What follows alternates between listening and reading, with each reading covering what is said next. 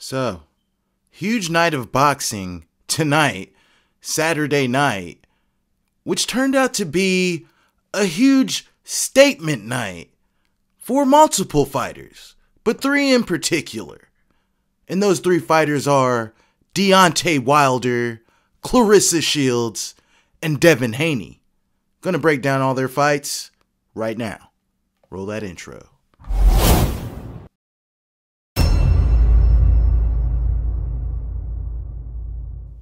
Okay guys, welcome back to Championship Rounds. As I mentioned before, huge night of boxing tonight. Really huge night. It's not often that we have three cards that contained meaningful fights. Because oftentimes in the sport of boxing, we don't get the fights we want to see. Especially not when we want to see them. But I'm going to break all three of those fights down right now. And yeah. Ladies first. Claressa Shields. Yeah, the GOAT, as she proclaims herself to be. Well, everyone knows that she's ventured off into the PFL, yes, mixed martial arts, to prove her mettle in that sport. And people wondered, hey, her focus is elsewhere. Is she still polished? Does she still have the fundamentals to remain a dominant champion in the sport of boxing? What also added to the luster of the fight was her opponent, Savannah Marshall. Not a big name for most, but hell, in women's boxing, when you can have an undefeated fighter 12-0 with 10 knockouts, it's kind of unprecedented. With their, the rounds aren't as long, the power's not there. But she's got 10 of 12 fighters out of there, and she's undefeated. Well, so is Claressa. Somebody's O had to go. And it wasn't Claressa Shields.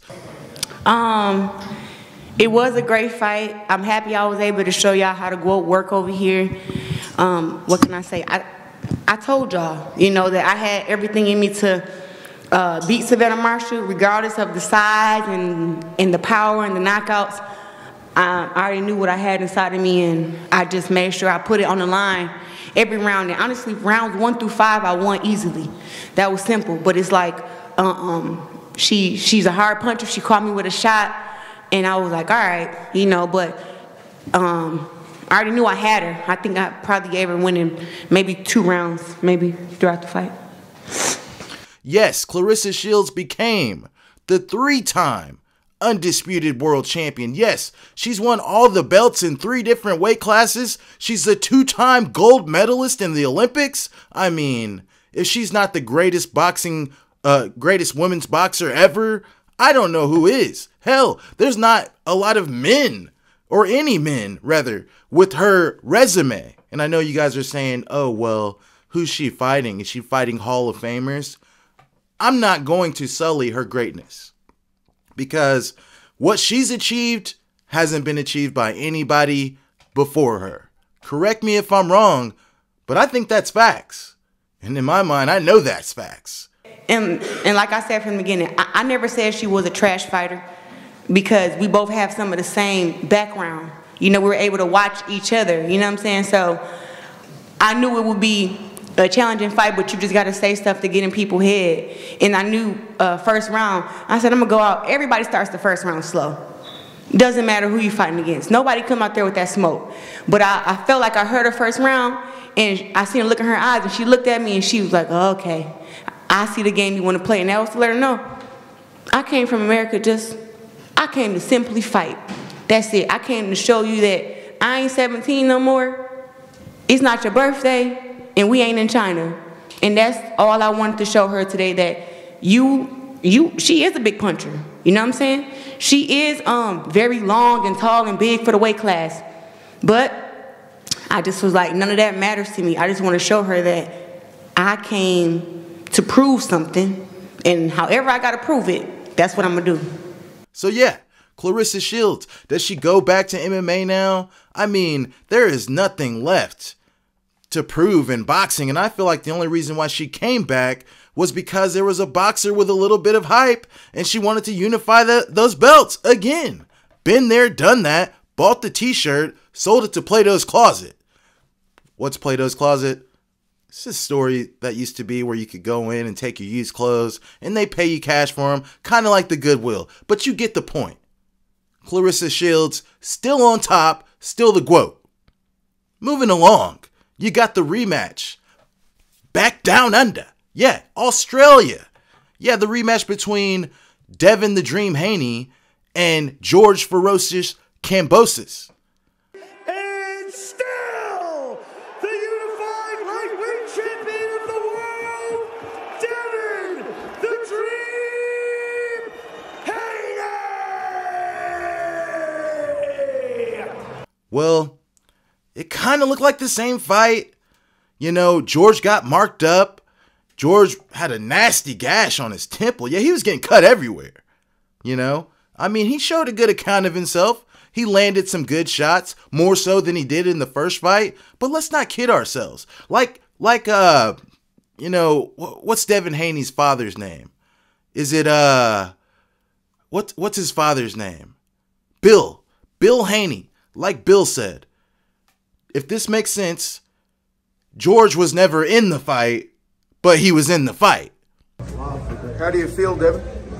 Like the best in the world, like undisputed champ. What's next, do you think? We'll see. I got to go back and talk to my team, but we taking on all comers. Was George tougher this fight than the first? Yeah, he can take a punch. Do you think he can compete at the highest level? Yeah, of course. I mean, he's at the highest level. This is the highest level of boxing. How do you feel, Bill? Huh? How do you feel? I feel amazing. Anytime that he wins, he's victorious. Two guys come in the ring and perform the way that they did. Everyone left out healthy.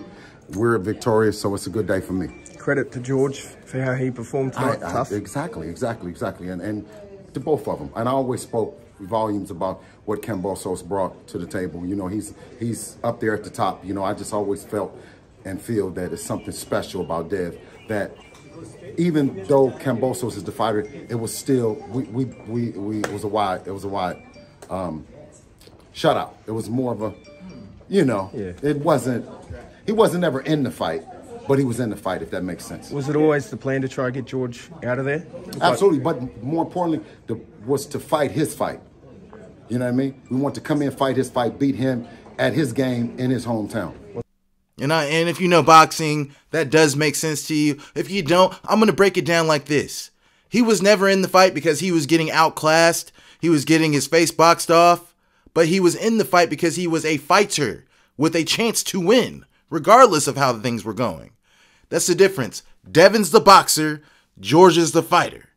Well, the boxer handled his damn business, and he's still the undisputed lightweight champion. Well, I wanted to say something about this fight because nobody picked George Kambosos to win this fight, especially after seeing the first fight. One-way traffic again. I mean, even more so. I mean, I think Devin got marked up a little bit more in this fight than he did in the first, but I think that's because he stayed inside the pocket and boxed with George, leaving himself there to take some shots. But again, I'm getting off my point. The weigh-in, Devin Haney looked like he was on death's doorstep. Reminded me of Conor McGregor when Conor was fighting at 145 pounds. Well, Devin's fighting at 140, and he said before this fight in the news that, you know, he's not sure how long he's going to stay at this weight class. Well, based on how you looked at that weigh-in, you didn't look healthy, but you were healthy enough to beat George Kambosos for a second time. I get that. Would you be healthy enough to beat a Vasily Lomachenko or a Shakur Stevenson, who just decided not to cut weight in his last fight and gave his belts away because he's moving up? Well, like I said, Devin and Shakur, like brothers, grew up like family. Well, at least Bill treated Shakur like family, and Shakur says that. He doesn't walk away from that, but he still wants all the smoke. He's moving up. Hell, Devin's moving up. I know he's moving up. I mean, that wasn't an easy weight cut. And the weight cut can definitely affect the fight. So imagine if he was in there with somebody like, I don't know, Deontay Wilder, or no, sorry. Not Deontay Wilder, we'll get to him. I meant Gervonta Tank Davis. You know, somebody with some power, because the broadcast crew was like, oh yeah, Devin's, boxing him up, but he just don't got the power to get him out of there. If he had power, this fight would be over. Whatever. Like Deontay Wilder said, then you get your bum ass in there. See what happens. But anyways, like I said, Devin is not long for lightweight. He's definitely going to be moving up soon. And a potential opponent? I mean, you got the undisputed lightweight champion who just defended his throne, okay? Defended his throne. And you can say what you want about the opponent, but he beat the guy who beat the guy. He beat Teofimo Lopez, who's already moved up, and Teofimo Lopez took out Vasily Lomachenko. So he beat the guy that beat the guy. Teofimo's up there calling out Josh Taylor, who's the guy. But if Devin moves up, Devin steps right in front of Teofimo because Devin is the draw. Devin's got the gold. I mean, that's the fight I would make. Imagine Devin Haney versus, Teofimo Lopez. Wouldn't happen without the gold on the line, so one of them's got to move up and grab some straps. But as far as I'm concerned, for all intents and purposes, Devin Haney is the best fighter at lightweight. And I mean, he's got all the belts, so obviously he's the best fighter at lightweight. But the man is just professional, man. He handles his business. He gets his lunch pail, he puts his hard hat on, and he fucking punches that clock. I mean, like no one else. I mean, he's not punching guys out of there, but these fights are just fundamental. They're rudimentary. They're not even competitive for the most part.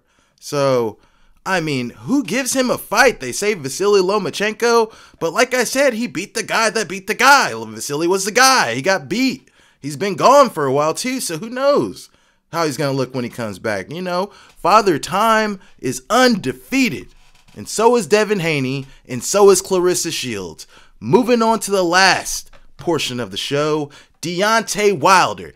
Bomb Squad! Yeah, the Bomb Squad is back. Everybody wanted to say, oh, well, he's getting in there with a former training partner. I get that, okay? But his former training partner was in there to win. He wasn't in there to lay down. He had aggression, and he wanted to. This was a title eliminator. The WBC title, the title, I keep getting their names mixed up. The title that Wilder held and defended 10 times and lost to Fury, this was an eliminator. Yeah. Long story short, Robert Helenius, comes in, lunging forward, trying to land on Wilder, and Wilder, moving back, knocks his ass out, round 1, and he falls straight down. He looked like Tyson Fury in the first Wilder fight when he got knocked down, except he didn't get up. No, toes curled up. It was over. He was just staring into the lights. Staring into the lights. And I'm glad he's all right, because you don't play this sport. You don't play boxing. It's serious. So, again, Wilder gets the first round knockout. He's back. The only man to defeat Deontay Wilder, yes, Tyson Fury, and nobody's knocked Tyson Fury to the canvas like Deontay Wilder has in their 3 fights. So, I don't know. Does Deontay Wilder beat Usyk? Does he beat Joshua? Does he even get those fights? Or is he relegated to fighting Andy Ruiz? Many people worry about my weight and what I would come in at and different things like that, but we just went back to the basis of things. I wanted to come in at a happy weight, and my happy weight is what it is. I'm lower. God have blessed me with power. He didn't bless me with size. He blessed me with power. That's why I can hang with these guys that outweigh me 20, 30, 40, even 50 pounds. And once you go above God's regiments for you, then sometimes things happen. And you have to go back into what got you there. And I went back to what got me there. My defense is my athleticism. My quickness is my athleticism. And it was an amazing night tonight. And, man, it's just something about this place. It's special here in Brooklyn. It's special here at the Barclays Center, especially for me, you know, where some of my most dramatic, like I said, most devastating knockouts have came from. My most exciting times has been right here at the Barclays Center, and we did it again. Deontay Wilder, belt or no belt, is a pay-per-view fighter. Just like, you know, Gervonta Tank Davis is a pay-per-view fighter, even though he's got a fake belt around his waist. Because of the knockouts. People want to see. Don't fucking blink. The fight can be over in an instant. And that's what puts butts in the seats. And that's what puts the pay-per-view, that buys on the pay-per-views. So, with that being said, I don't count on seeing Fury versus Wilder 4, because it's just not happening. There's nothing in that for a Tyson Fury. So in my opinion, if Tyson Fury doesn't fight Usyk to unify all the belts, what's left for him? Derek Chisora? Why? Because he's just mandatory? Nobody wants to see that. And I haven't even mentioned Anthony Joshua, also another potential opponent for Wilder, but there's no way Eddie Hearn lets that fight happen again unless it's to unify all the damn belts. Dangerous fight for anybody. And a lot of people are out there saying that Wilder beats everybody but Tyson Fury. Hell, you might be right. You might be right. So, again, guys, always bet on black. And I know Caleb Plant scored a nice knockout. I know Fury's beat Wilder. But tonight was the night that Devin Haney proved, you know, that what he's doing in the lightweight division is 0% fluke. Wilder proved that, hey, I still have that life-threatening punch in my repertoire, and I can use that whenever I deem fit. And tonight, he used it in the first round and got out of there clean. And lastly, Claressa Shields, the most decorated fighter in women's boxing history, went ahead and solidified that even further. She was already on the throne. Now she's got the workers, you know, with their pickaxes, building the throne higher, because that's what she's doing. She's proven time and time again that she's way ahead of these women. Way ahead of these women. Not even the woman that was undefeated with 10 knockouts.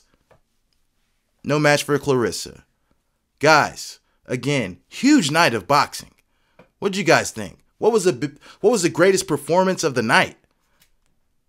Who's next for Haney? Who's next for Claressa? Does she go back to the MMA? And who's next for Wilder? Let me know in the comments. And until next time, as always, stay frosty.